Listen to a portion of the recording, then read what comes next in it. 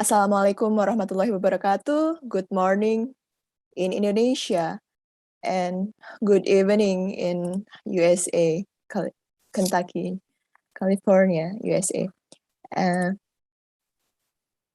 My name is Rahmadara Lufira as a master ceremony today, and on behalf of Water Resource and Engineering Department, I would like to extend a very warm welcome to the honorable distinguished guest, Ms. Professor Carmen Agouridis from Biosystems and Agricultural Engineering Department, University of Kentucky, USA, and the Honorable Professor Insinyur Hadi Suyono, the head of the Engineering Faculty, University of Brawijaya, Dr. Insinyur Usi Andawayanti, head of the Water Resource Engineering Department, University of Brawijaya, the Honorable our moderator today, Dr. Engineering Doni Harisuseno, and the Honorable all the lecturer and our student and all the participants will attend this event today.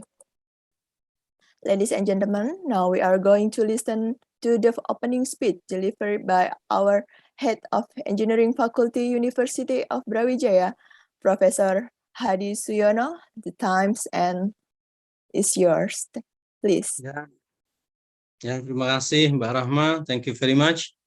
The Honorable Professor Carmen Agouridis from University of Kentucky, USA, the Honorable Dr.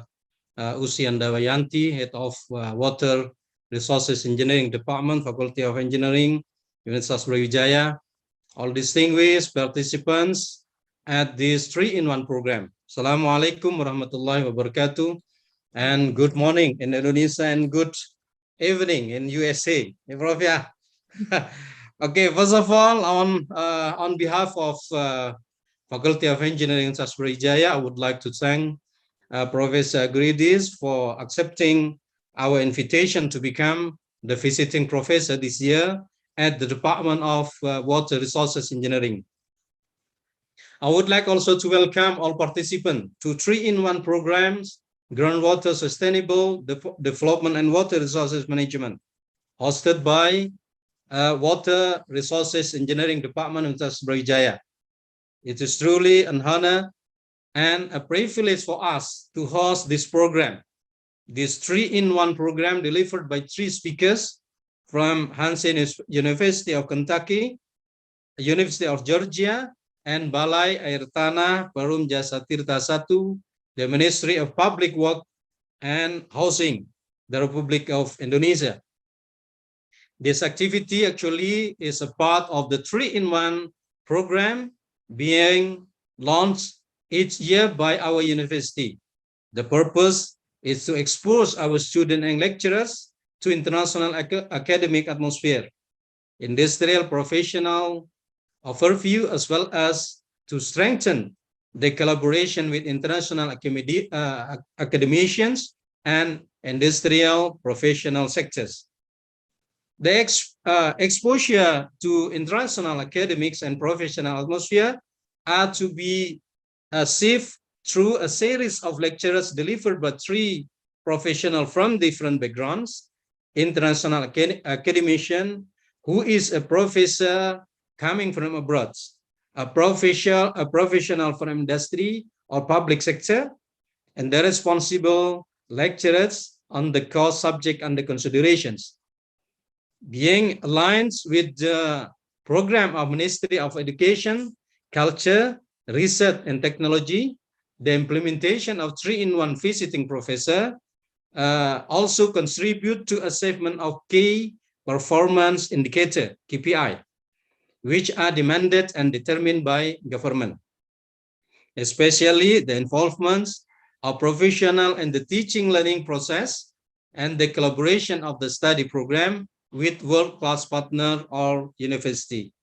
I do hope that all students, lecturers and academic staff of the Water Resources Department can get the full benefit of this program and indirectly also contribute to the KPI achievement of our institution and university.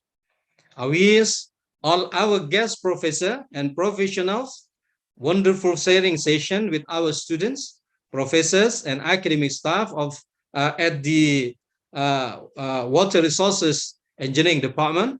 And I hope that this collaboration can be extended and expanded to more fruitful and beneficial levels. I hope later on Dr. Usi, as the head of department, and also Dr.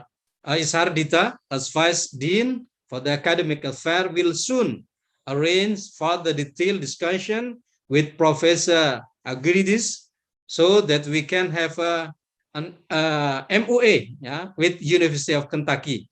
Actually, it is also possible for us to formulate and sign the agreement based on dash-to-dash signature or digitally. I hope Professor Agouridis would not mind helping us in this matter.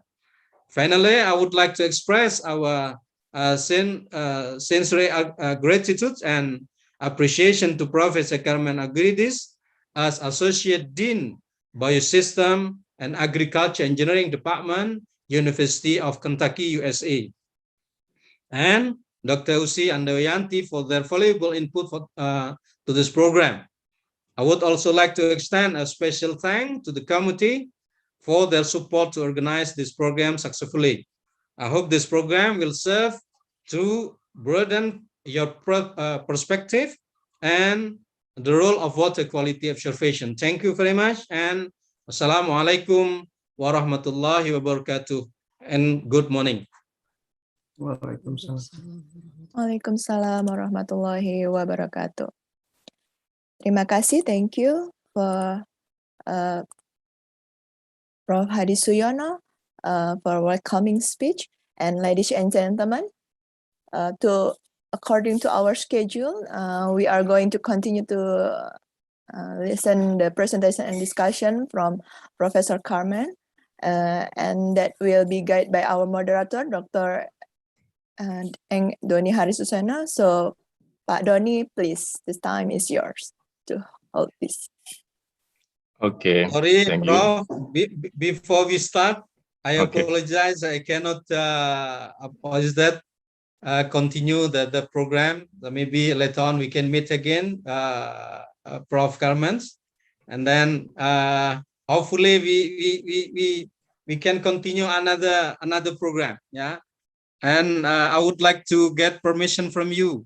We need to prepare for another program. So please continue for the program. Thank you very much. Yeah. Okay. Thank you, Prof. Hadi. Yeah. Terima kasih, Prof. Hadi. Terima kasih, Pak Hadi. Yeah. So, Pak Doni, Prof. please continue. Thank you, Pak Hadi. Ya, makasih.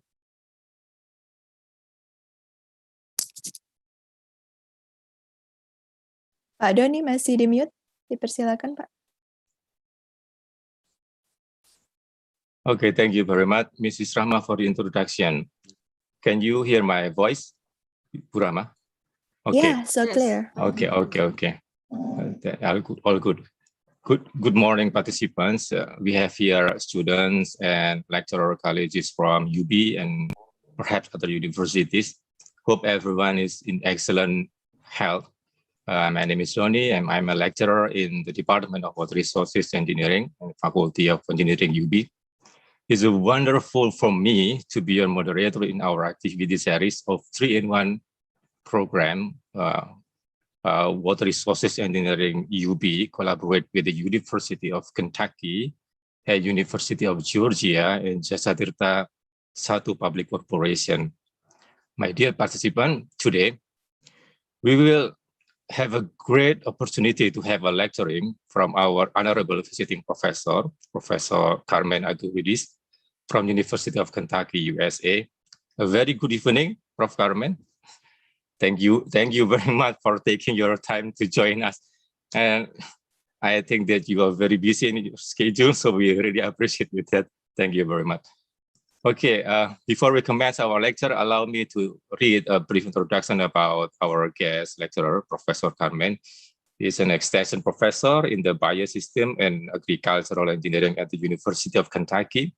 And her research interests are stream restoration, stormwater management, riparian zone management, mainland reclamation, hydrology of surface water, water quality assessment, environmental impact and policy, and STEAM and environmental education. I cheat from your LinkedIn. Yes.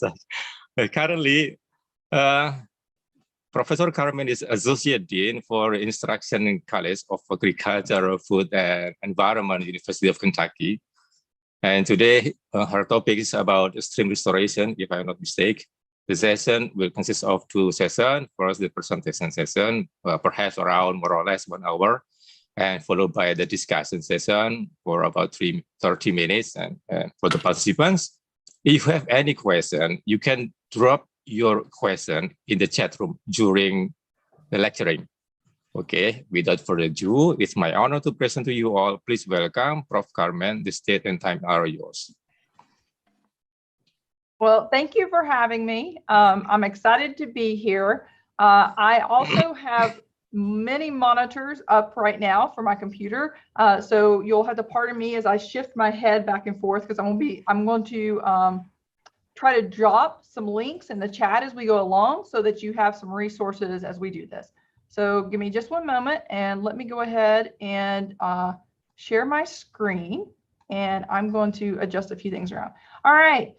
So what we're going to talk about today is really stream restoration, and I'm going to try to couch that in areas that can kind of lead you through what exactly is that and why in the world would someone be interested in doing that.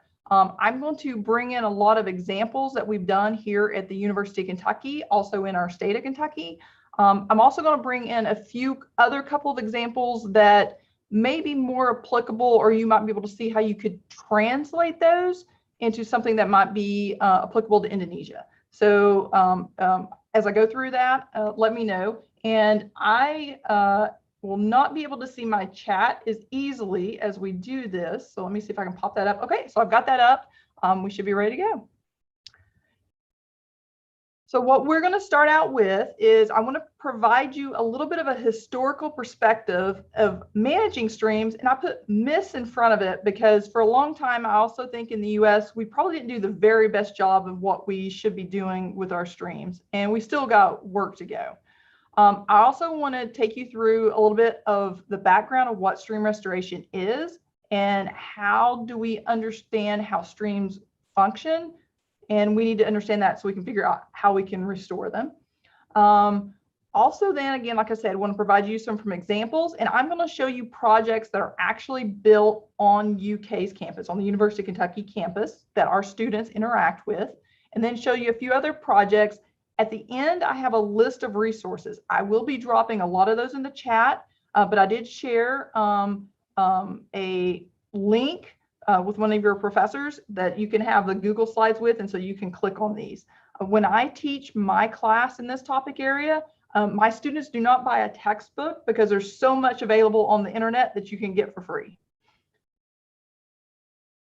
All right. So when we start thinking about the historical perspective of how streams were managed, it really started out in the US largely about economic management. And by that I mean streams were something that were viewed to be controlled so that you could, in this case, have roadways through there for transportation up and down the way. Over time, the focus is also starting to shift more towards what we consider environmental and or ecological management. And by that, I mean, instead of fighting against Mother Nature, so to speak, how do we understand better the physical, chemical, and biological aspects of streams and work within that system? So we're going to start with an example. And in this picture, this is in the United States, this is kind of a famous watermark event. This is pictures of Cuyahoga River. So if you look in the top left where you see the picture of the US, you're going to see that little red pin that falls down. That dot lies on Cleveland, Ohio. So Cleveland, Ohio sits on the southern part of Lake Erie, so one of our Great Lakes. And the picture you see in the top right was in about 1969, and that is Cuyahoga River on fire. So the river itself is burning and they're trying to put it out. If you look in the bottom, you're going to see a picture of our streams there, the river, Cuyahoga River, and you see this red orangish substance coming into that. Well, Cleveland still is and was a big manufacturing hub, so a big manufacturing center. And prior to in the 1970s, and we're going to talk a little bit about the Clean Water Act, there wasn't a lot of control over what companies, when they manufactured, would happen into a river system. So again, the focus was really on the economics, like how do we build our economic industries and so forth. Just as a little side note, since about 1868, the Cuyahoga River has actually caught on fire at least 13 times. So it's not a one-time occurrence. This was something that was happening more and more. But this river, when it caught fire so much like this, really kind of pushed what we consider more an environmental movement in the US. And that'll eventually lead into that Clean Water Act. The other thing we've done a lot of, or that happened, is if you look in the top left here, you're going to see a channelized stream. And in our agricultural settings, that was done a lot. So farmers would take a stream, and the stream might have been winding back and forth, and they would make it very, very straight. And that was because it was easier to farm the land. It was easier to drive equipment around. And the bottom is a lot of dams. We have several dams, and they're not just really big, large dams like we think for large water supplies, but there are also small ones that may have served farms for irrigation, or may have historically had water stored and then released so it could transport, say, lumber down.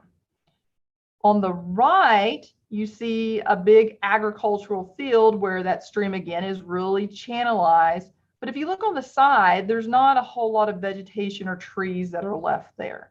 So again, we've had a lot of economic focus, and then it's really started to shift. The estimates are, since 1970, over 33,000 kilometers of rivers were channelized in the US. And close to 10,000 levees. So some levees constructed on streams to prevent water from flooding out onto, say, croplands. And I am going to dump in the chat, if you're interested, there's a nice little PowerPoint PDF that you can get that will talk about a little bit about some of these historical aspects. So over time, as you start getting into the 30s and a little bit more, you start to see this shift on what we call fluvial geomorphology. So really, how does water shape our landscape in the earth?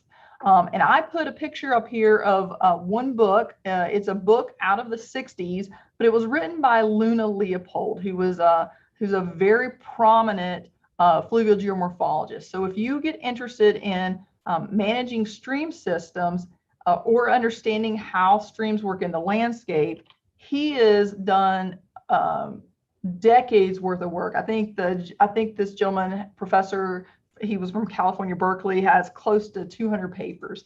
So I'm going to put in the chat a link to a virtual site that they're trying to build for him. But what this really is saying is now we're starting to have this shift of controlling stream systems to saying, okay, well, how do they function? And some of the actions we are doing are causing things we don't want to happen. So maybe we're getting a lot of erosion or things that are problematic. So can we better understand them?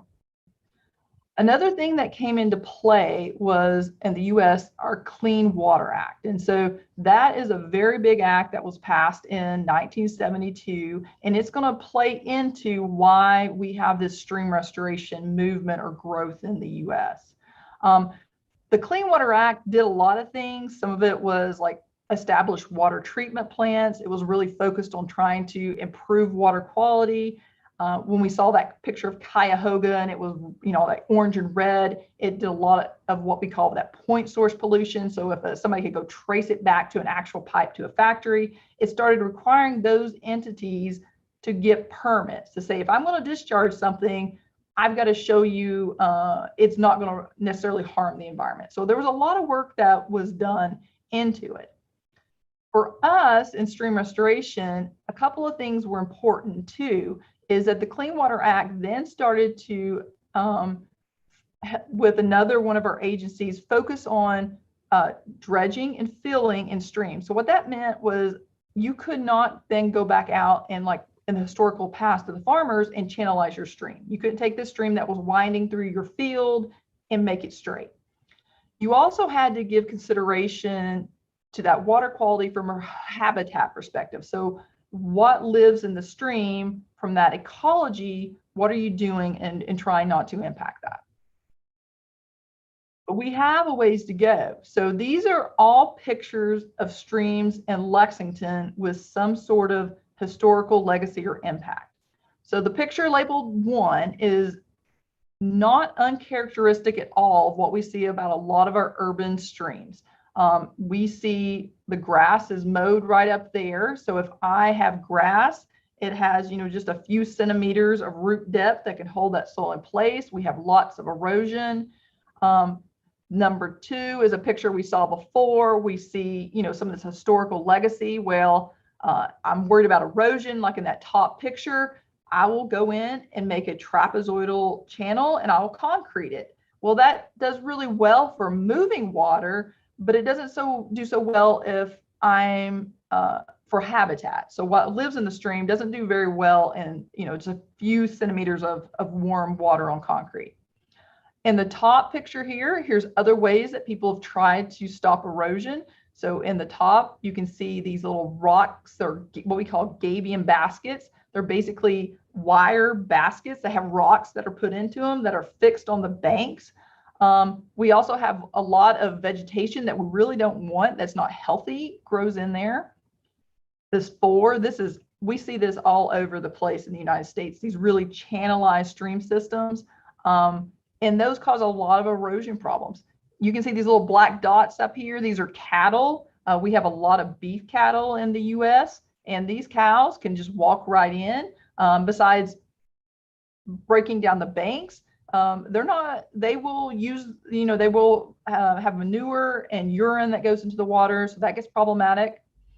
5 up here, the little sign says, keep out of creek, may contain raw sewage. So as you know, when you lay your lines for sewer, we use gravity to feed it. Well, streams are perfect for that because they drain the landscape. So they're just where gravity goes. So we have instances where we have leaking sewer systems that get into the streams. And then when people see signs like this, they start associating, well, streams must be a bad thing because they have, this raw sewage in it.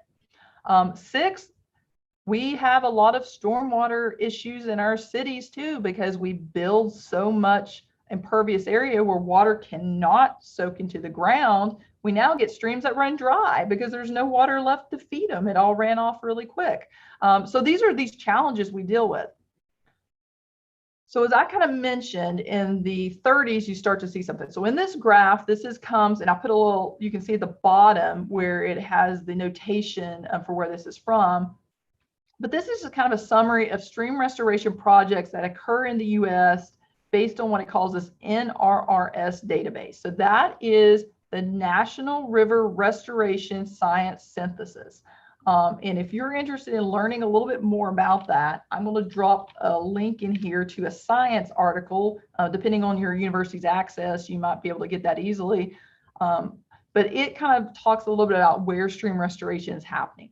If you look on this graph, you'll notice around the 80s, it starts getting a little beeps, little coming up. In the 90s, it starts taking off. And then now, once we're getting into the 2000s, you see the number of projects are really, really taking off in the United States. There's a reason for that. And that has to do with mitigation. So we're going to walk back to the Clean Water Act.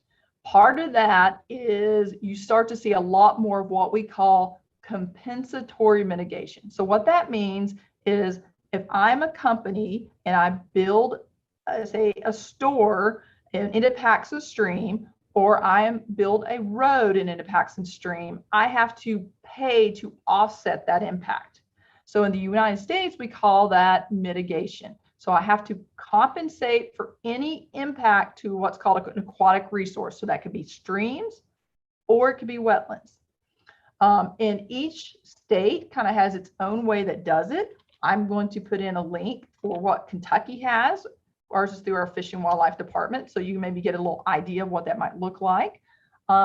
So that could be a program we call a fee in lieu of, or in lieu fee program. So if I am that person that builds the road or builds a store, I get charged a certain amount of money for those impacts, and I pay it to this group. Their job is to go out and find streams that need to be restored and do that. Or another area is mitigation banks, and those are another investment area you see happening. What that means is an investor may say, I want to establish a mitigation bank. What that means is I go out and I find an area where there's a lot of streams that need to be restored. I need to make them better. I will buy that land. I will pay and restore all those streams. And once I know they're working really well, they're really, really healthy again, I will then sell those to the people who need to pay for the impacts they did. So that's something that we're seeing a lot more. The picture on the left here is actually on one of our university's research farms. This stream, like many others, was straightened. You see there's no trees around it. There's horse paddocks around it, so lots of waste gets to it. What you see on the right is that exact same stream that's been restored. And this was a project we did with some of my students in their class. And so this is kind of what that process looks like. So let's jump in a little bit more and talk about what is stream restoration and why would we want to do it, or why are we doing it?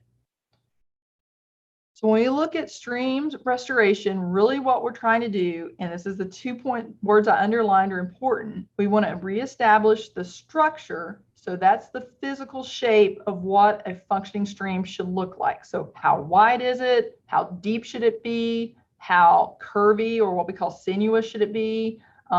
What should its slope look like? What material in the bed should it have? That sort of structure. How do we reestablish it? But we also are really focused on function. And by function, I mean things like nutrient cycling. So that might be part of the water treatment process. We think about habitat. So what critters live in there. We may have in the US threatened or endangered species we have to think about. We may think about temperature modification. So keeping the water cool. So there's lots of functions that go into that. The last part is really tricky for us, is this idea of pre-disturbance conditions. So what does that mean, pre-disturbance? So is that an area before anybody ever came in and lived there, or does it mean something different? So there's a little wiggle room in what that is there. So it's not, there's some little wiggle room. All right, so I put this picture on here. This is not Kentucky. We do not have these trout in Kentucky. This is a picture of something you might see in the Northwest, but I put it there really to have people think about, what do streams do? What are these functions we need to think about? Well, one of the most basic ones is they've got to transport or move water. I mean, that's what they do. The next thing we have to think about is sediment. So streams will move a lot of sediment, a lot of that material that gets carried through. They bend around and curve because they help dissipate energy. So they slow that energy down, the velocity of the water, but they also provide a lot of habitat for what lives in the water, so we call aquatic, or what may live on the land but comes to the stream and uses it, whether it is to catch a fish or to get drinks of water and so forth. So we need to be thinking about streams in that context. We also need to be thinking about streams, not just where they're at, like the edge of the streams, but we also, when we do these restoration projects, think about the entire watershed. So what water gets to it? And I'm going to show you a little bit more in a minute about where that comes into play. So this slide, and I said a little bit on Dr. Fryer's presentation, and I hear him talk a lot about, well, this is what I did with my class. Well, with my students, one of the first things we do is we take a look at this picture and we ask, what do we see and not see in this picture? What do we see or not see with streams? So for in the interest of time, I'm just going to kind of walk us through a few things on this. So one thing I do see is we see this stream, it bends. It's got a little bit of a curve in it, right? So when it bends, it's slowing the water down. I see no erosion. There's no soil that's exposed. I see lots of thick grass around it. I don't see any trees. So trees are really important for our streams because they provide leaves and twigs, which are a carbon source, and the bugs use those. They have roots that are really good for holding soil in place, but they also help control temperature for these streams. So the cooler I keep the water, the higher the dissolved oxygen, the better it is for life in the stream. This is another stream that's in Lexington. Quite a big difference, isn't it? What do I not see in the stream? The first thing that strikes me is it's a stream. The gentleman here is about a couple meters tall. There's no water. I have a stream with no water. It's a really big stream and there's zero water in it. And that's a problem. And the reason there's no water in it is because there's no way for that water, when it has a storm, to soak into the ground and slowly come out. And that's what streams, how they function. There's no recharge, so to speak. You see these big concrete here? Somebody decided that this debris would probably be a good idea to stop erosion. So we have a lot of stream bank erosion that's happening on this system as well. So let's look at some pictures. So sometimes a drawing helps me out, so hopefully it'll help you out. When we look at streams, let's start with just the stability of them. So I don't want a stream to erode. That's usually what people come to us and say is, I don't want to lose the land. I don't want the stream to erode. I don't want to worry about this road next to me or my home or something like that. So when we think of a stream that's stable, we see a stream that has the ability to flood. So in this picture, I have this little dotted line, and there's a concept we talk about called bank full. Really what that means is a stream is supposed to flood every, in our area, about every year or so. Can it do that? I see a water table that's higher up, so the stream can get some of that water from the water table. I put little frogs in there for my habitat. I see lots of good vegetation, so it's got connection there. So there's good benefits for transporting the water, but there's also good habitat with it.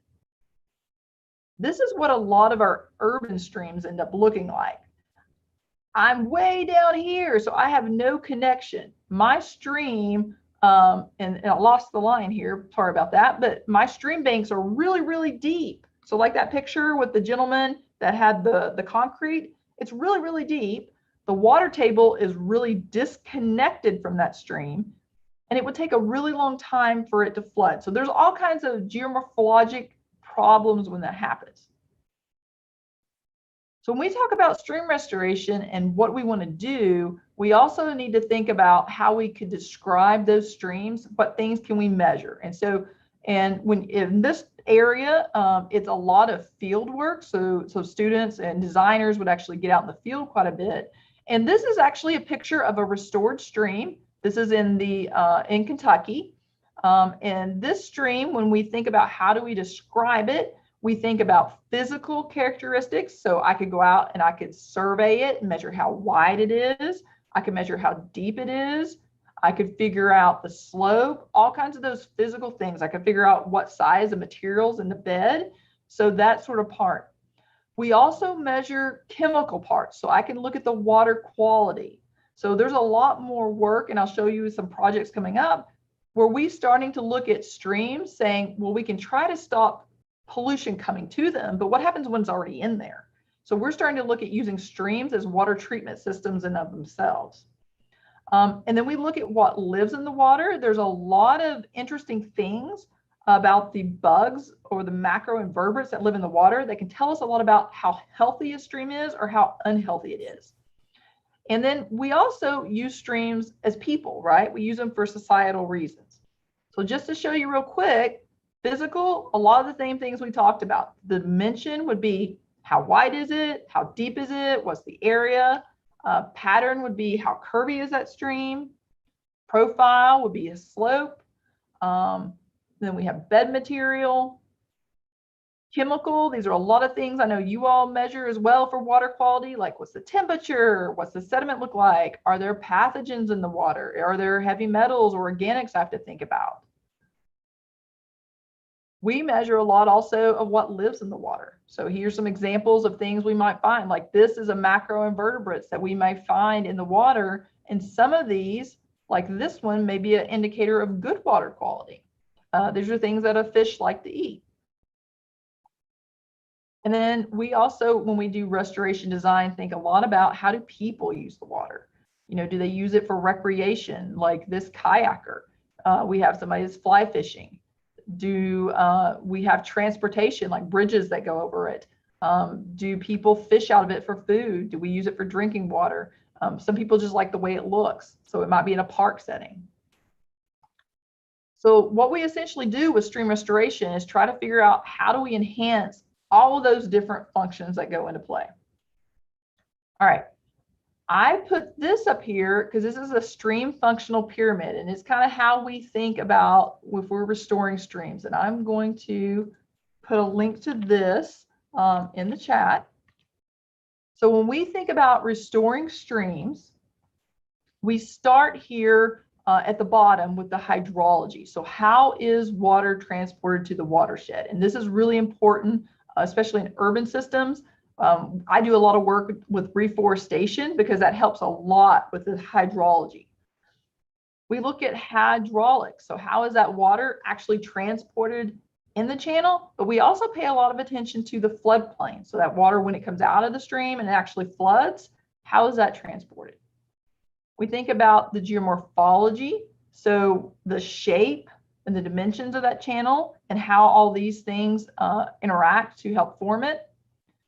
We get to the physiochemical. Now this gets a little bit more tricky because all these things that we're trying to do, eventually we're trying to improve water quality. So at the top, we can be there and say, did we improve the habitat? So when I mentioned that Clean Water Act and a lot of this work that goes into stream restoration, our federal agencies and our state agencies are very interested in knowing, can we do this at the top? Can we meet that at the top, 4 and 5?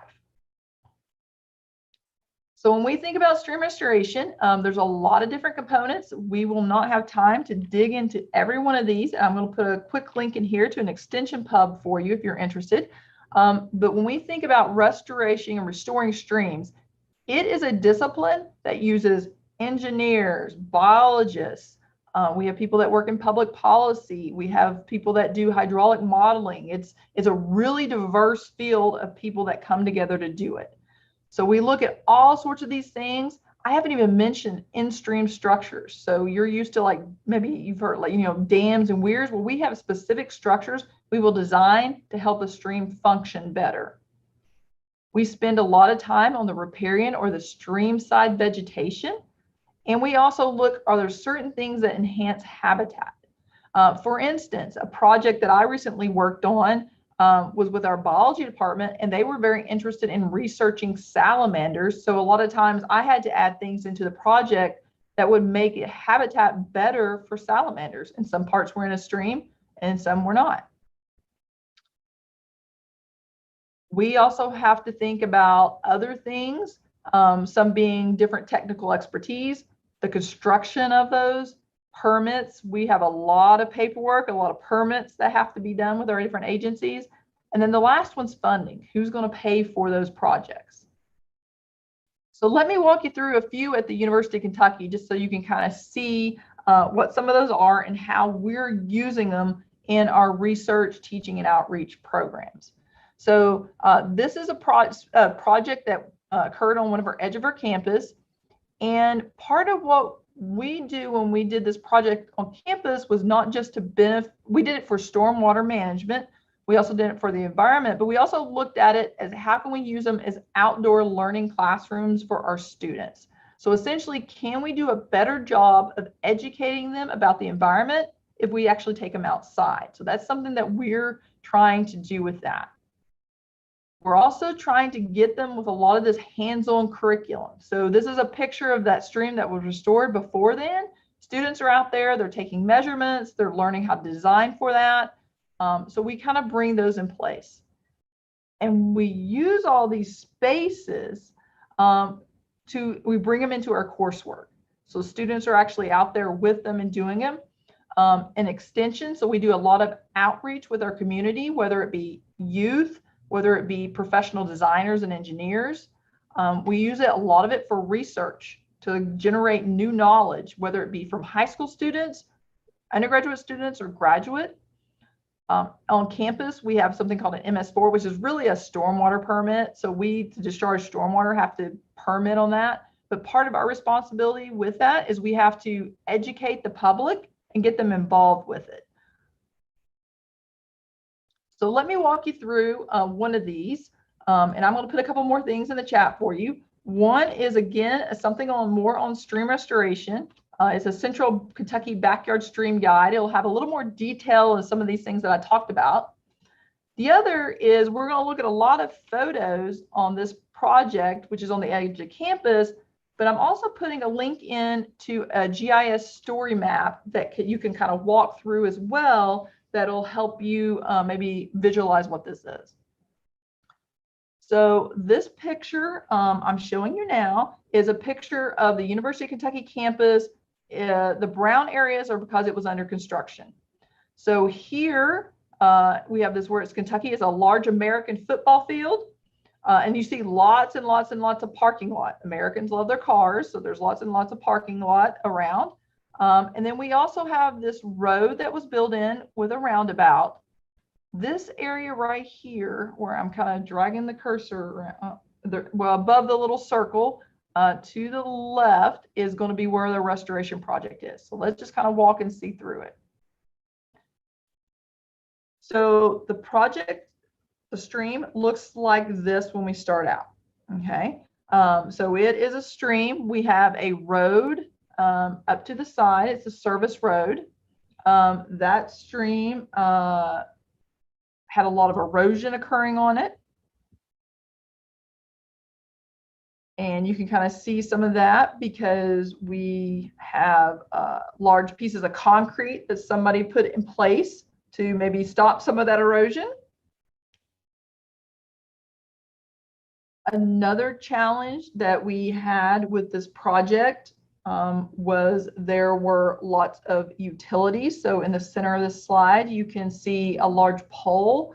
We had utilities for telephone, fiber optic cables, gas, and sewage that are actually going through there. So for this project, it took a year just to move all the utilities out.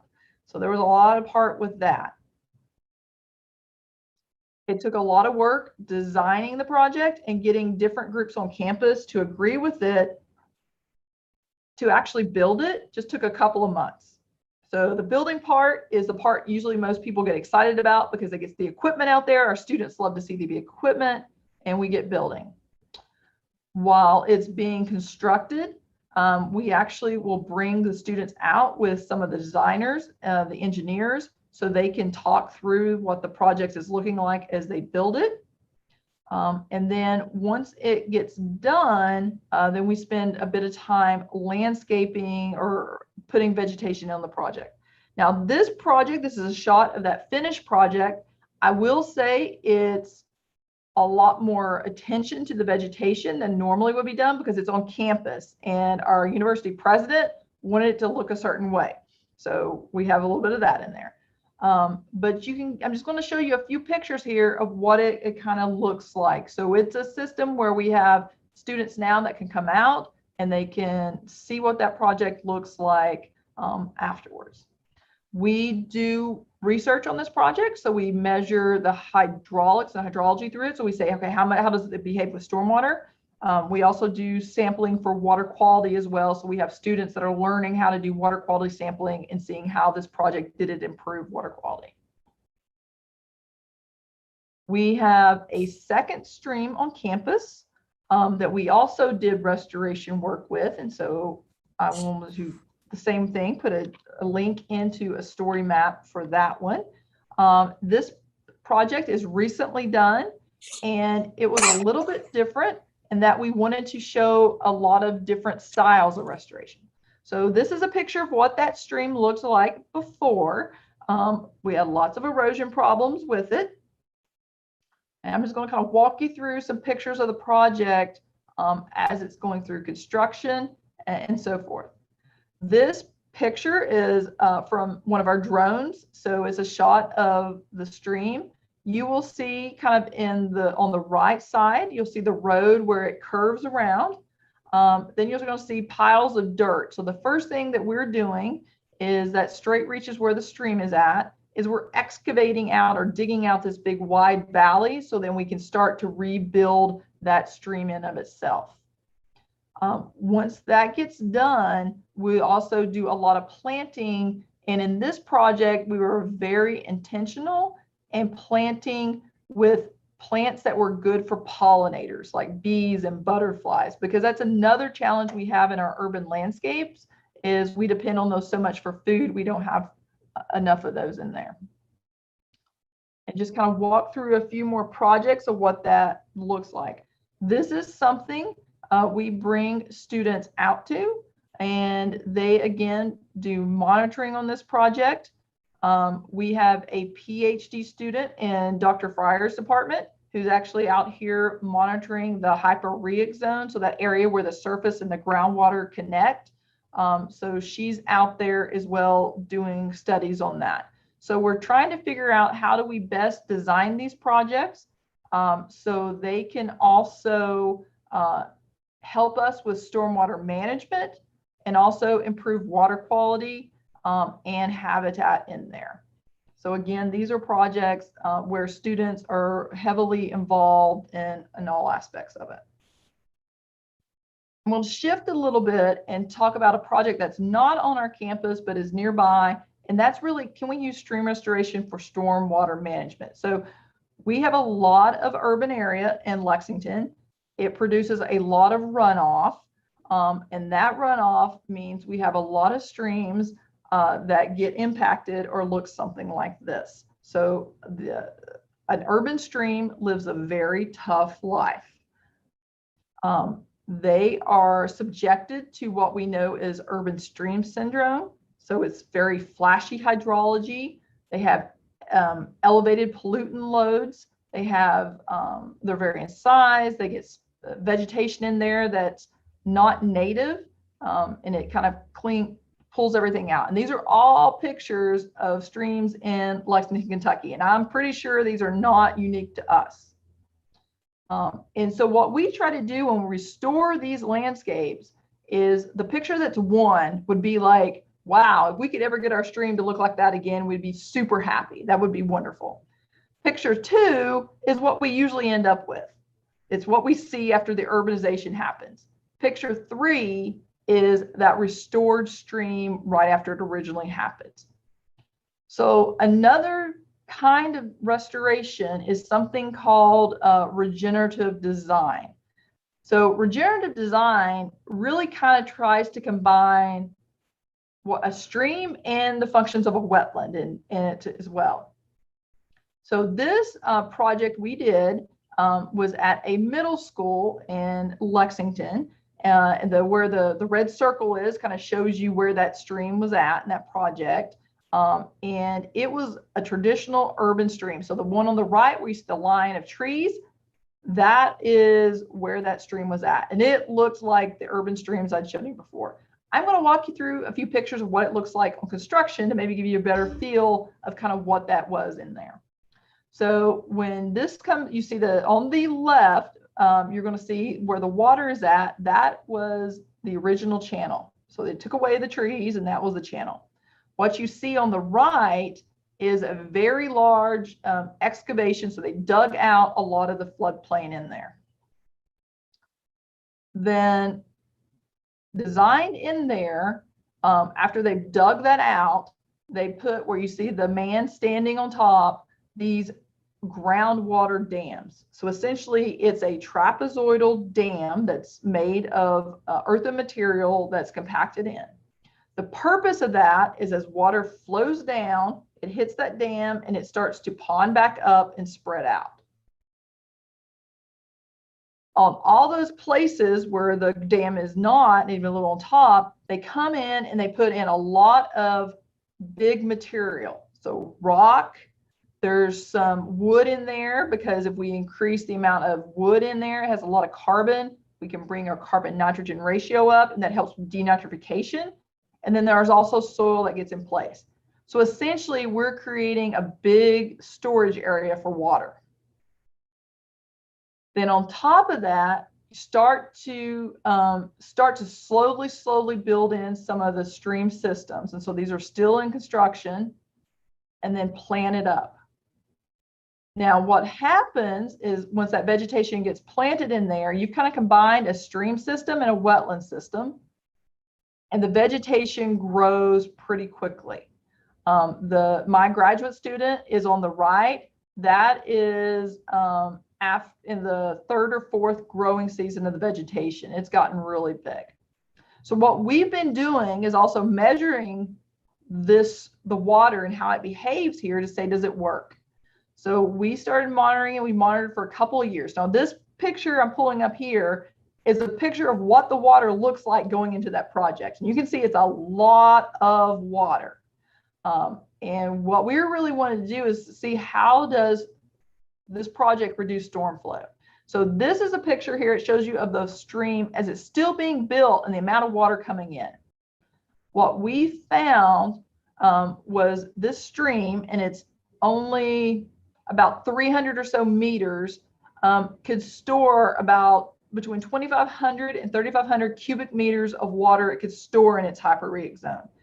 That meant we were seeing these really significant reductions in the volume and also peak flows in the stream within just a small area of what was happening.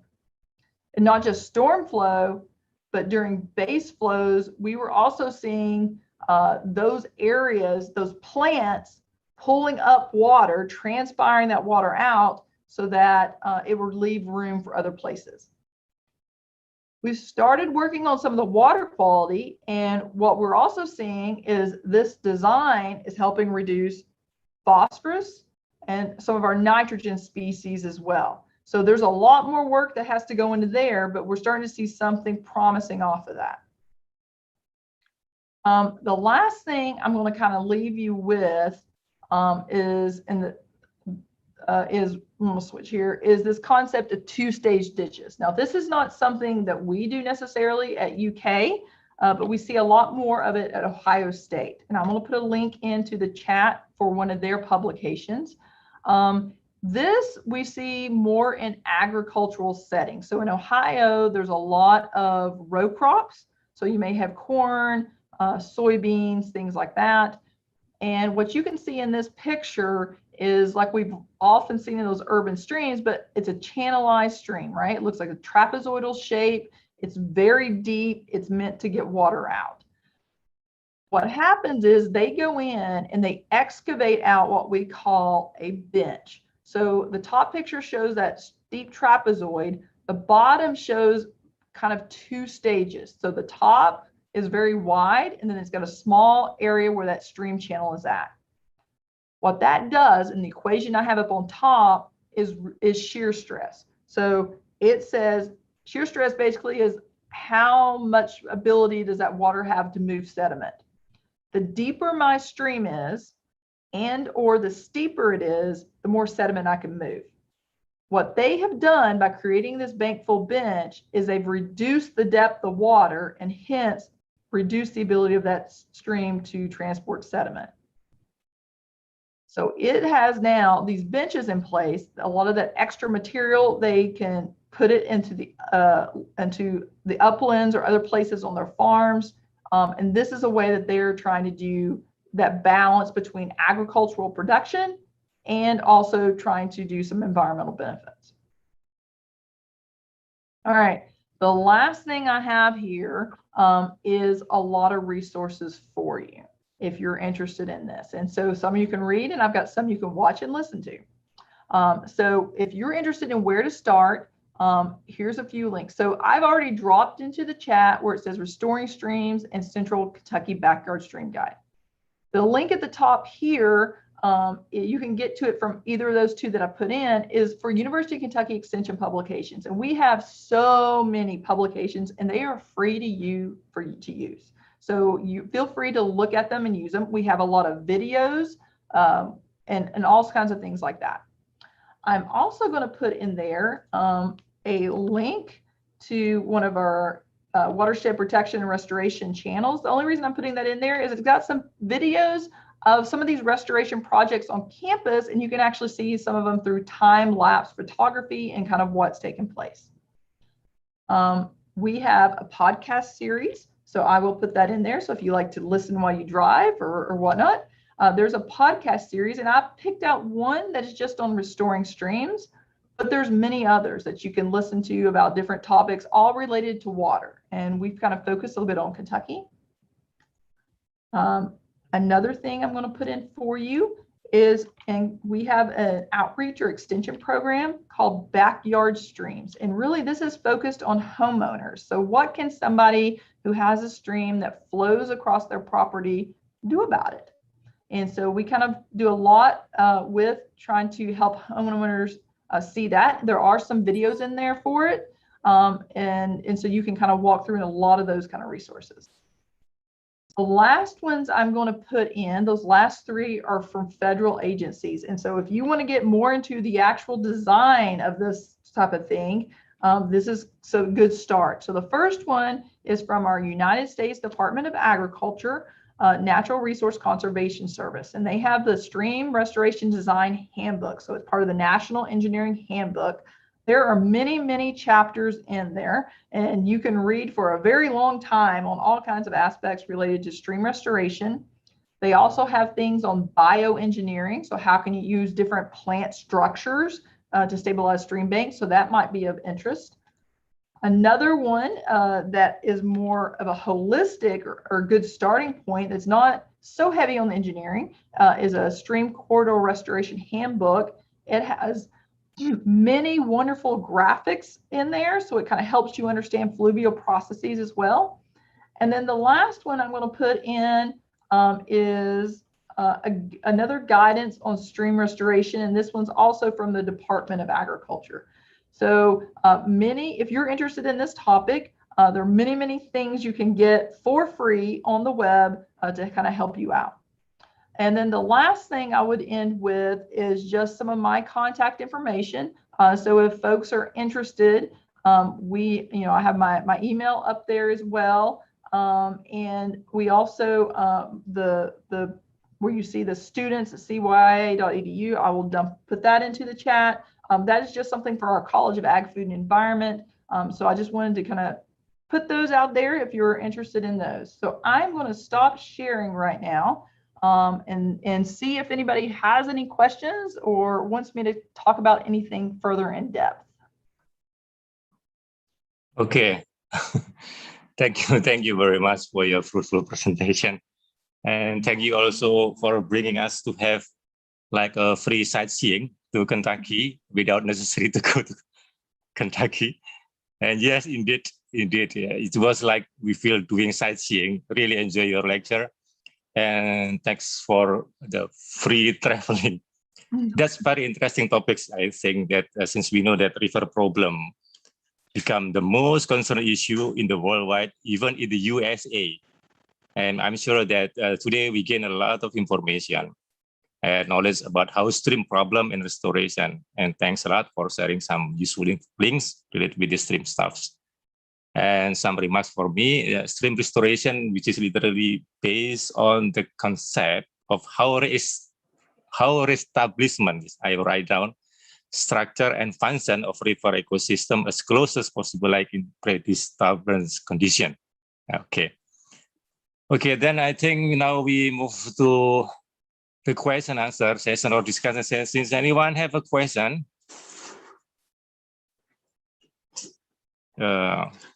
I still have not seen in the chat room. So while waiting question from the audience, I have a question for you, Professor Carmen. Currently, most of reservoir, this is the case in Indonesia, most of reservoirs in Indonesia have been suffered with sedimentation problem and due to watershed environmental impairment in the upstream side of reservoir. And one of the countermeasure method to maintain the sedimentation problem is by doing sediment flushing. Yes. However, the sediment flushing often associated with releasing the abundance of sediment amount to the river stream in the downstream area of reservoir. And my question is, what are the main impact of the sediment flushing on river environmental and ecological in the downstream area, and what are the suitable stream management method that could be well applied in that case? Thank you. That's a great question. In the U.S., we see that as well, right? Where in your watershed, the activities that are occurring produce a lot of sediment that then gets down in your reservoir starts to fill up, and then you're like, well, I have to get it out. So it is not a simple solution. And I'll just kind of throw out a few things that we see here in the U.S. So one of them, we try to work with the source. So that's always something we're trying to do. By the source, I mean, what's causing that sediment? We have, for example, in Kentucky, a lot of mined lands. So places where we had coal mining. So we get a lot of watersheds also that have a lot of sediment. We've been doing a lot of work trying to reduce that by reforestation. So trying to do a lot of work to stop the source if we can. Now, once it's in there, what do? We see a lot of sometimes people, what you're saying, dredging it out, like actually taking little barges with excavating it out, pulling it out. Sometimes people might, we don't do so much flushing downstream. We do have a lot of dam removal. So there might be those historic dams that are in place. One of the things that gets done a bit is sampling actually the sediment wedge or the sediment that's behind it. So if we were to remove that sort of thing out, one of the things that would be asked to be done from an environmental impact assessment type aspect is to actually go in and sample cores of the sediment that's behind it to see what's in that sediment, or what we call the legacy. So who knows what's accumulated in there in time. If we let it go downstream, it might cause a lot of problems. It's not just sediment, it's whatever else is attached to it. We have some places where it might be in an urban area, so there might be more heavy metals or something we have to worry about. If that's the case, then the sediment has to be handled or managed differently. So one of the things, again, that it's not a one size fits all. Some of it is trying to handle up in the watershed, but once you actually have that sediment problem, it's sampling the sediment first to say, is there something in it that we have to really be worried about? Oh, exactly. If it's like a heavy metal or something like that, there's a large concentration, it has to get treated differently. Potentially there is hazardous waste or something like that versus if it doesn't. So the sampling is the first thing that gets done. And then based upon what you find out and how much material you have, and what gets done. Okay, yeah, it can get very expensive, especially if you have to put it in trucks and drive it away. Yes, exactly. It's very expensive treatment. Yes. And anyone, please? From Pak Jadvan. Perhaps you can answer directly to Professor Carmen, Pak Jadvan. Sure. So the question is, like, how can we make sure the restoration can be done perfectly? Well, I don't think anything can be done perfectly. And that's one of the things you have to kind of accept when you do restoration. So when we do restoration design for streams, there's different techniques or thoughts behind it. One is to find what we call a reference stream. So that is a stream that's in a similar watershed that has all the characteristics that we want for our stream that's not working so well. We call that a blueprint design, because like it might be a blueprint you have for your home. You go out to that stream that's working well, that reference, and you take all kinds of measurements off of it. Like how wide is it? How deep is it? And so forth. Based upon that stream's drainage area, we will scale those parameters to our stream we want to restore. I will also say, having done this a while, it's not just the design and getting that part right. It's also very important who you select as a contractor to build it. Because I've seen projects where the design has been really good, but the person who builds it doesn't have a lot of experience with it, and then that causes problems. So a lot of restoration work in the United States is going to groups that we consider that can do both. They have the ability to design it, and they also partner up with somebody who has experience in building it. The other part I think that's very important is we monitor, and we do not do enough of that in the United States. I will say that very much. We do not monitor enough in the United States to understand how our projects worked and what we can learn from them and use that in what we got like our feedback loop. Say, okay, well, I did this project, I built it. How well did it work? Can I take what I learned from it and repeat it or do better? So that's something we're doing more of here in Kentucky, working with our local designers and builders, monitoring those projects, telling them how well they're performing and what we see as adjustments they need to be making going forward. The last thing I will say is it is so important on these kind of projects to have somebody on your team that knows a lot about vegetation and can help you design a good, strong stream side vegetation plan. That is going to be really important to the long-term success of your project. So those are things that happen. In the US, we don't have a defined mentor system, but we're seeing a lot more of that too, where a young designer will start working with somebody who's a lot more experienced and kind of build that up. So those are just things that happen. The last thing I guess I will say, I was going to say the last thing, but the last thing I will say is anytime we build these projects, we always take a part of our budget and set it aside for, oh, well, that might not have worked out as quite as well as we planned.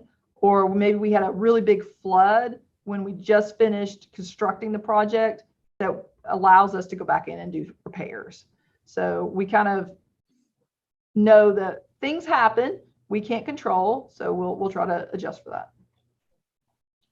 All right. I see a couple of hands up. Yes, we have two participants raise his hand. So maybe start from Pak Faisal Rahmat. Please, you can deliver your question directly to Professor Carmen. Good morning or good evening in Kentucky time. How are you? Doing well. How are you? Good. Good to see you. It's been a while. It's been 8 years since we met in PUPR.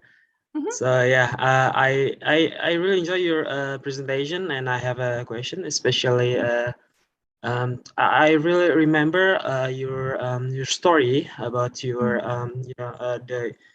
the older generations that used to use parts of the stream for agriculture, and then in the younger generation they finally flip it back over into the original purpose, into stream body again.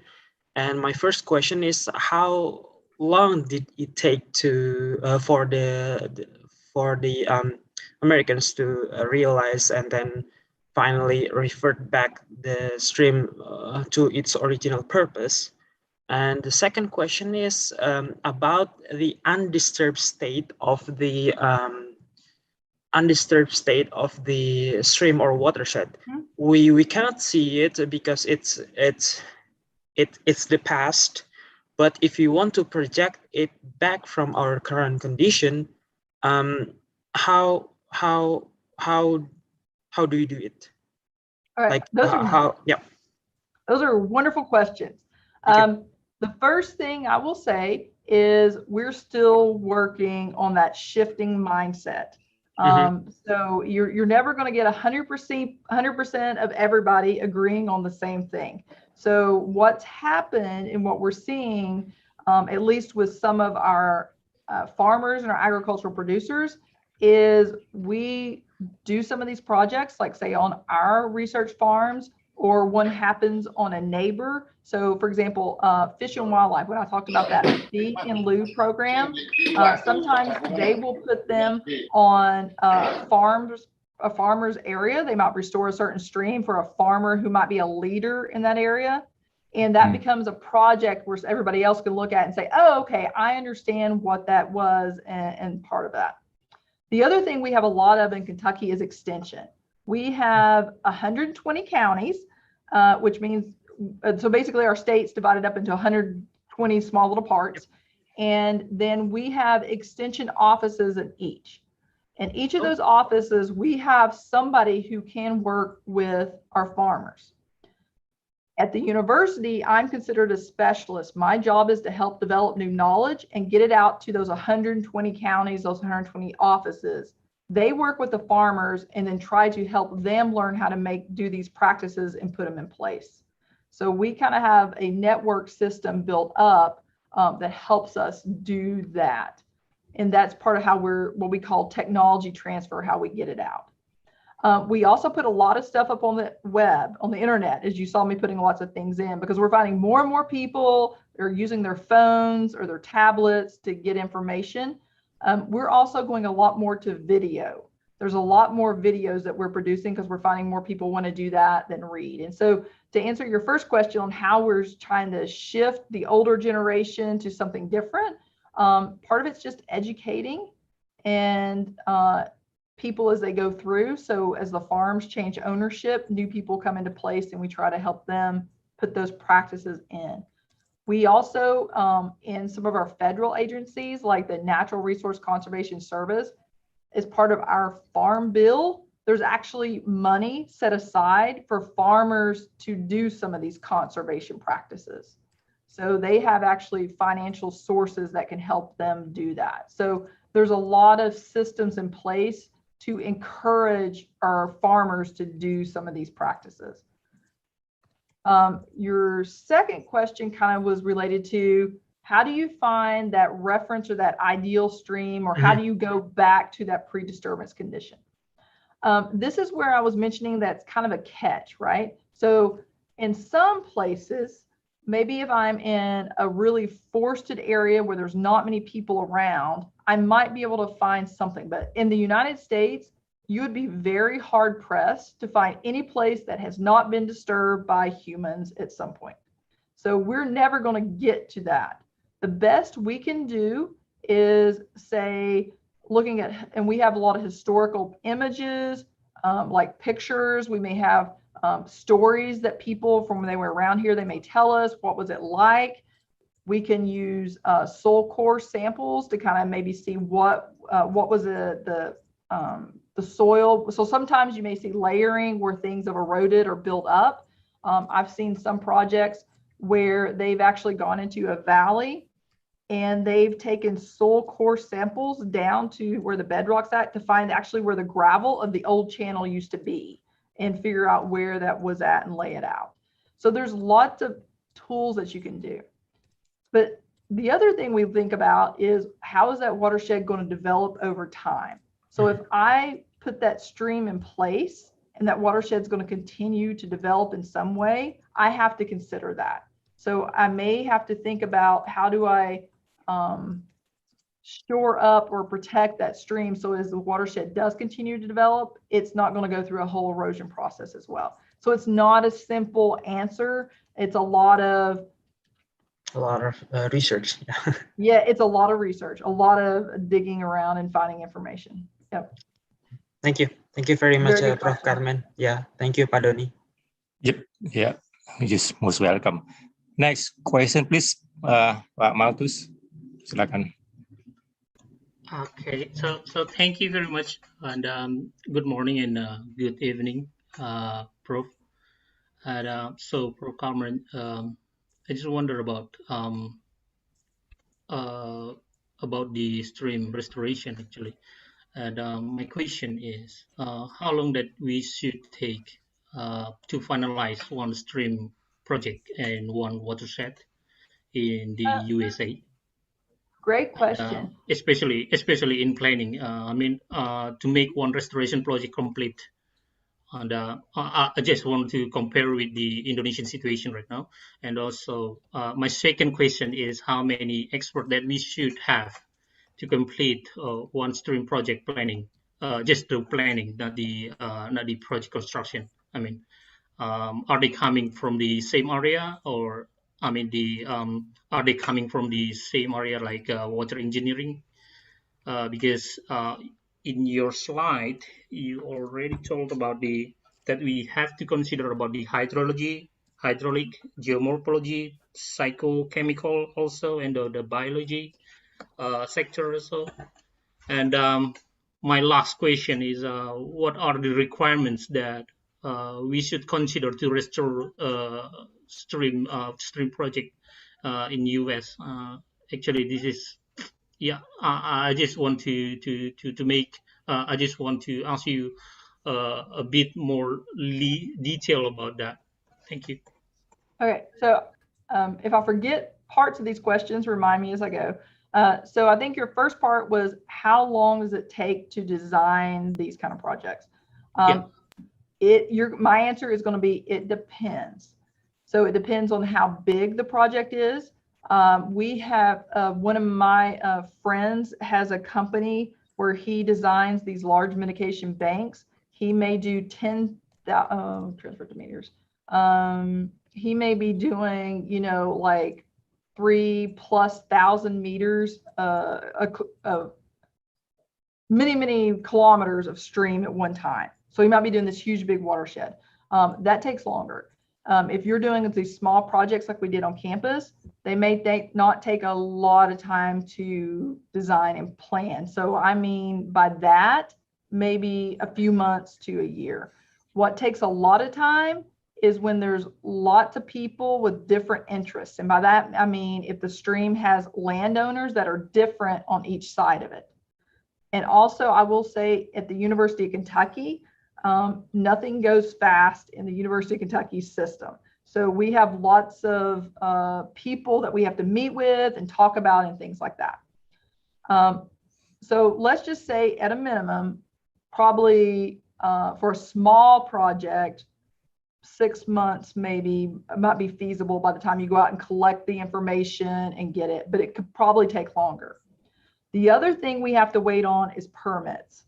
So I cannot even begin to build that project or do the final design components until the permitting agencies say, okay. And so, for example, the projects we did on campus at UK, I had to get 5 different permits. 1 from our federal government, I had to get 2 from the state, and then I had to get 2 locally. So those take time as well. So I would say if you're planning on a project here at UK or within Lexington, and it's not very big, it's a small project, it probably would take at least a year from the time I said, I want to do the project, I go collect the data, gets designed, gets permitted, before we even bring the equipment out to build it. So yeah, in the USA, usually the government also, or maybe the designer. The designer often consider the permit also in their design also. Yes, correct. So the designer will actually, as their so when I do my projects, I actually, when I'm starting them, before I get too far into design, I will actually meet with the permitting agencies and say, this is what we're planning on. Are there any issues or things you're worried about? Can you tell me up front? So I may get 30% of the design done, where I have just a general idea of what we're going to go for. Before I get too far, I will ask them to come out to the site and meet me, and we'll walk through and talk about the design, because I want to know if they object to anything. I want to know then, before I get everything designed, and then they look at it and say, no, I don't like that. So I try to head off those problems. Your other question, I think, was about like, who are the experts you should have on your team? And it is going to depend on your project. And I know you hate to hear that, but it's going to depend on your project.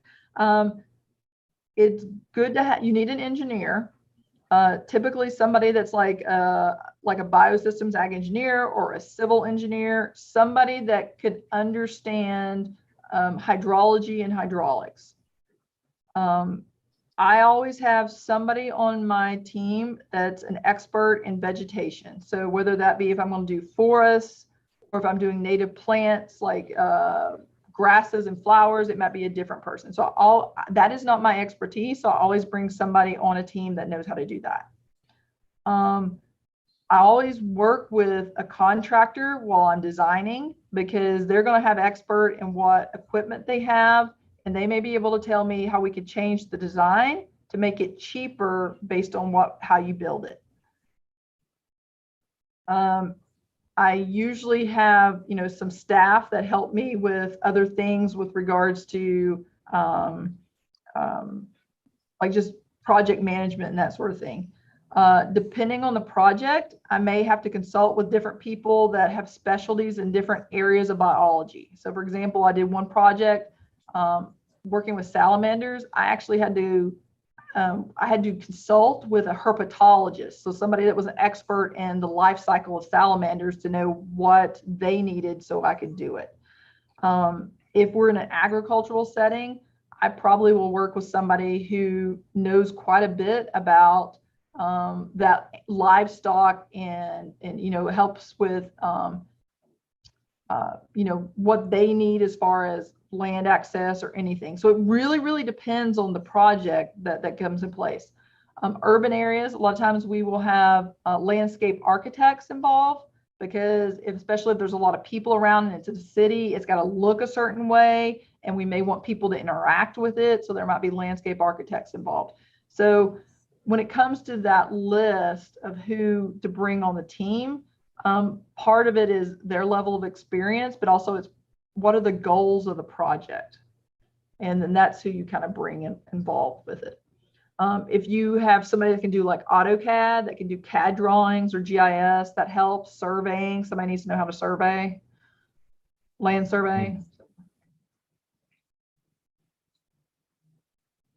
Okay, I think this already answered all your question, yeah. Yeah. So, is there thank you very question? much, Prof. Carmen. Okay. That was insight. Thank you. Okay, Prof. Carmen, we have one question from the participant in the chat room. Yep. Yes. Do you want me to read or you read directly? I think I can see it. It's the one asking about examples to restore a stream in high density human settlements. There are some in urban areas, and I'm trying to, I don't think I have something linked really quickly I can put in the chat, but we do have those. So we have some in those kind of stream restoration projects. It's more of a trade-off. And by that, I mean, on those kind of restorations, we tend to do more bank stabilization, and maybe like where you saw that 2-stage ditch, but it was an agricultural setting, we might do something where we can try to put in a small bench. So there's a little place for water to go, but it typically will have a lot more structure and something like that involved with it. North Carolina State University actually has a project they did on their campus, and it's a pretty urban area where some of that comes into place. So there are projects that do these sort of things, but they look a little different, and there are more along those lines. We're also looking in Kentucky. When I showed you that one for the middle school, that had a bigger area around it that you can construct in, but we're also seeing projects doing things along that line where they're trying to add more storage in the hyporheic area to help control with some of the stormwater runoff. And we do have some at our school systems here that are in urban areas where they're trying to add those projects back in, also to use them in their classrooms. So there are things you can do, but they're not going to bring all that function back. It's kind of like might do some of it.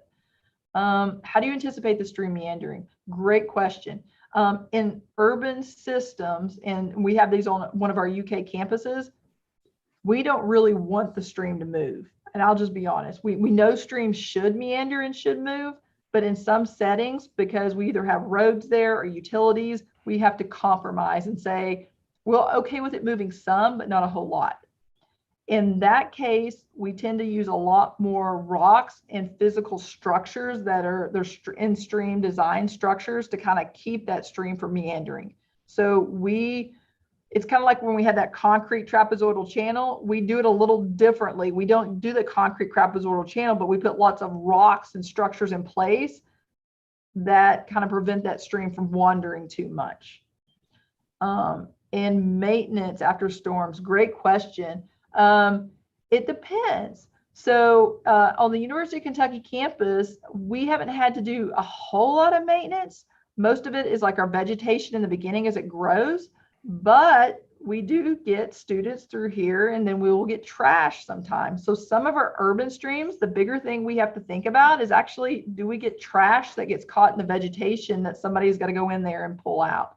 So there's actually some research that we're doing here in Kentucky, and we've seen them other places too, looking at, can we design some in-stream trash collection systems? So we have one urban stream not far from us that gets a lot of trash from the urban area, and we're trying to figure out how do we design a system that can help remove it so that our trash collectors can take it off. Maintenance after storms, sometimes there is though, like we have some really, really big storms, and it can happen that you have an area that didn't hold up as well. That typically will show through in the first couple of years of a project, which is why when I said you kind of set aside some money for maybe something big that happens, that can happen. But hopefully if you design it well, you minimize the chance of those happening. Thank you very much, Professor Carmen. Thank you, Pak. Yes, most welcome. Other question from Mrs. Rahma. Yeah, I see the one about the monitoring stream restoration and water management. Okay, so I'll see if I understand this correctly. I think the question is asking me, how do you monitor? Is that your interpretation? Okay, so typically what we'll do in a lot of these projects is we will monitor the water upstream and downstream of the project. So for example, in the project we were looking at the middle school, what we did is we had basically flumes, so to speak, or we had those culverts above too as well. So we can monitor the amount of discharge that came in. And so we could know volume and then peak. So we could look at the storm hydrographs and start to break that out. We did the same thing at the end. And so essentially for an individual storm, we're monitoring rainfall. So we have ability to measure the rainfall depth, intensity, and all that sort of thing. We monitor what water comes in, the volume, the peak of that, what goes out in storms and in base flow. And then we will do some analyses to kind of see the difference on that. Same thing when it comes to water quality. We tend to use ISCO or automatic water samplers that will pull samples during storm events on those type of projects. And then one of my colleagues actually has a water quality lab that he'll run a lot of those in. Do I think that building with nature is a big part of it? Yeah, there are a lot. That's kind of I think our big focus too. We have some projects that we have done in the eastern part of the Kentucky, more in our mountainous region, where those for sure are looking at how do you build and develop in with nature. But every single project we do, that's usually a thought process that comes into it. And a lot of these projects that I've been able to show you are some of those that kind of come into how do you restore some of those systems. There's a great project in central Kentucky, and it's one of our trout fish hatcheries. And so it's actually where they try to reproduce those. That was a really, really interesting project because they designed that one to account for every phase of a trout's life cycle.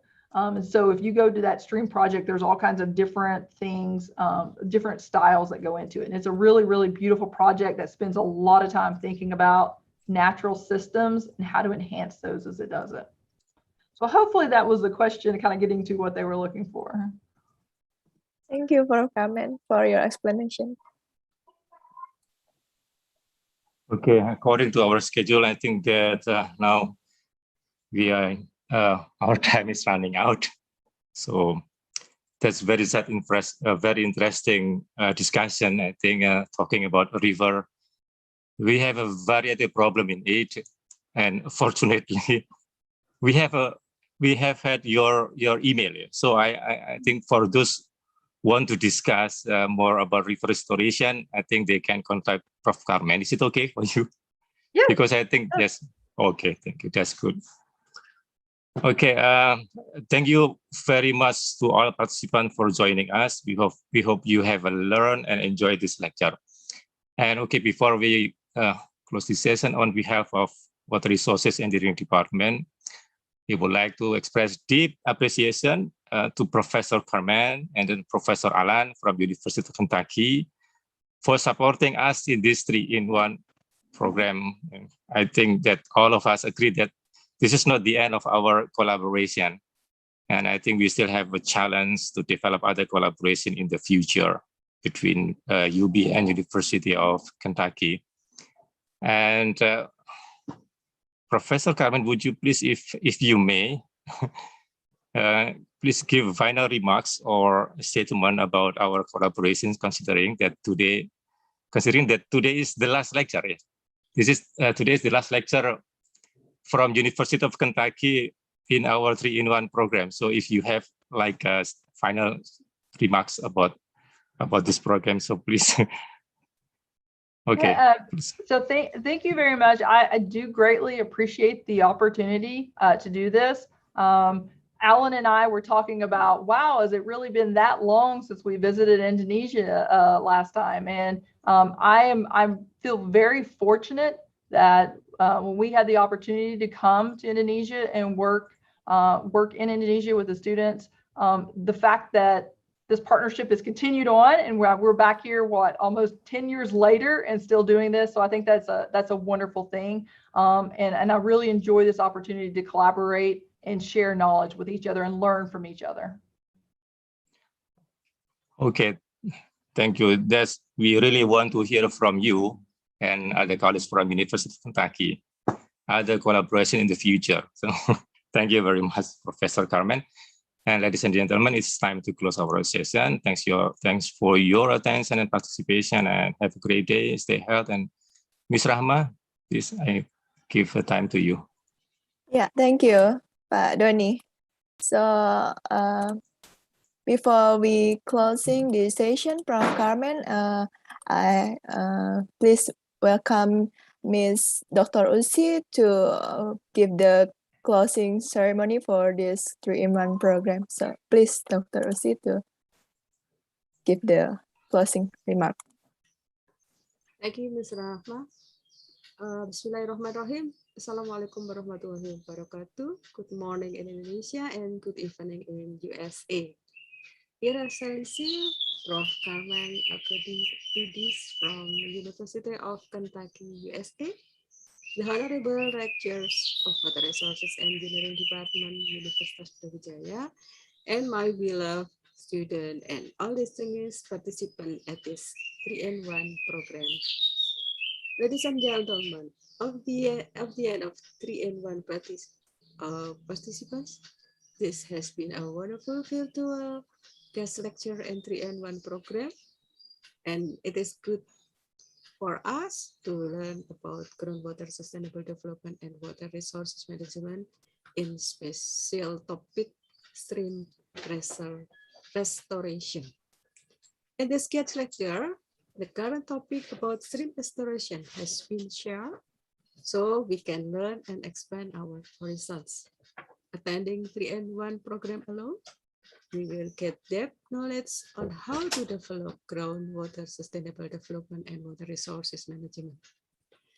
As head of Department of Water Resources Engineering, would like to express our sincere gratitude and appreciation to Professor Carmen Agouridis, also to Prof. Alan from University of Kentucky, and Professor Adam Mileski from University of Georgia for their valuable input to this program. Thank you, Professor Carmen, for great sharing knowledge.